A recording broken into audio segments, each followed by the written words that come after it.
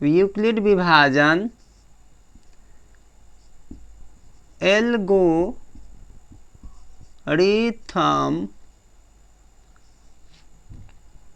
प्रमेय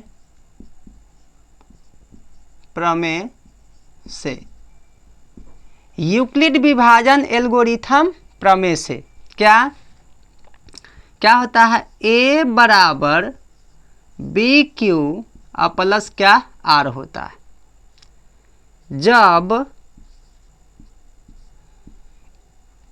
जब आर बराबर यदि हम 0 लेते हैं, लेने पर देख लीजिए इसमें से आर में हमने माना है, तो आर बराबर यदि 0 लेते हैं, हमको इतना का रूप दिखा देना है सिर्फ, ठीक है।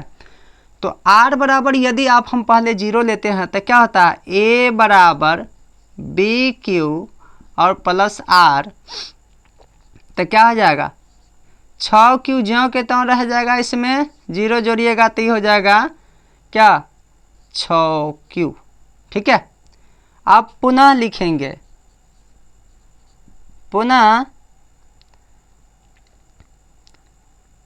आर बराबर 1 लेने पर, आर बराबर जब 1 लेंगे, ठीक है, तो क्या हो जाएगा ए बराबर बी क्यू का मतलब 6Q और प्लस आर का मतलब 1।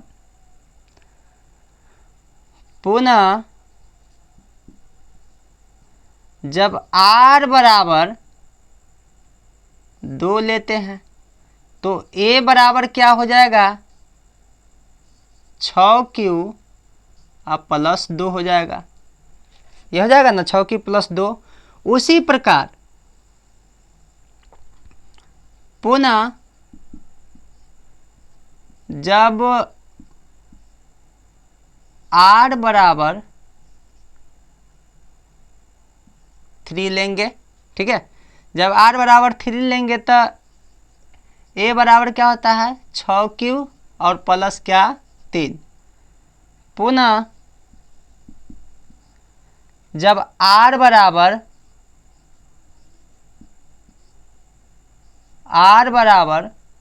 4 लेंगे, तब ए बराबर क्या होगा 6Q प्लस 4।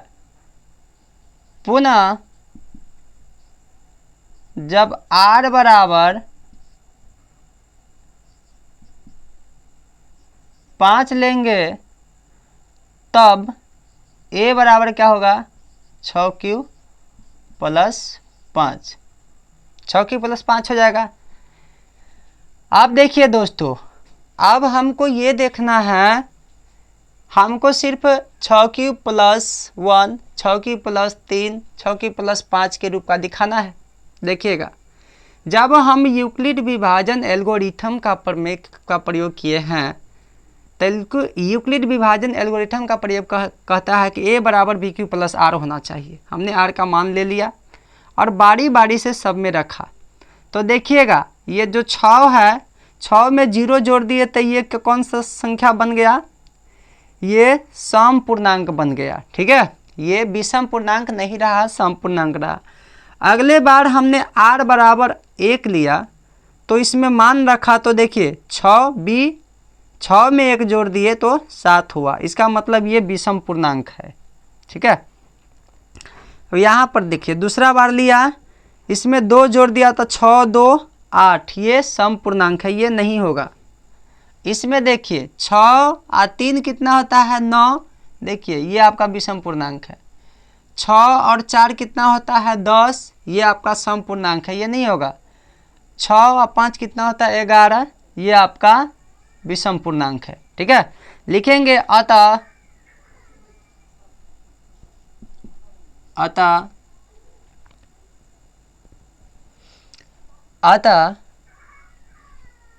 6Q प्लस 1 का या 6Q प्लस 3 या 6Q प्लस 5 5 5 विषम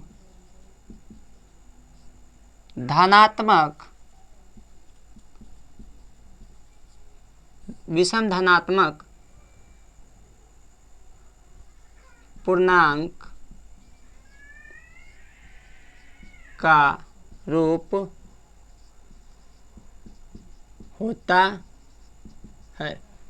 ठीक है दोस्तों, लिखेंगे अतः 6 की प्लस 1, 6 की प्लस 3 और 6 की प्लस 5 है ना, विषम धनात्मक पूर्णांक का रूप होता है। ठीक है, देख लीजिए हमने यहाँ पे दर्शा दिए हैं। यदि इसमें कोई त्रुटि है तो आप ज़रूर कमेंट कीजिएगा। तो आप सभी कमेंट और लाइक ज़रूर कीजिएगा। ठीक है, तब तक के लिए चलते हैं अगले क्वेश्चंस की तरफ। तब तक आप इसका स्क्रीनशॉट ले लीजिए, फिर हम अगले क्वेश्चन की तरफ चलते हैं। ठीक है।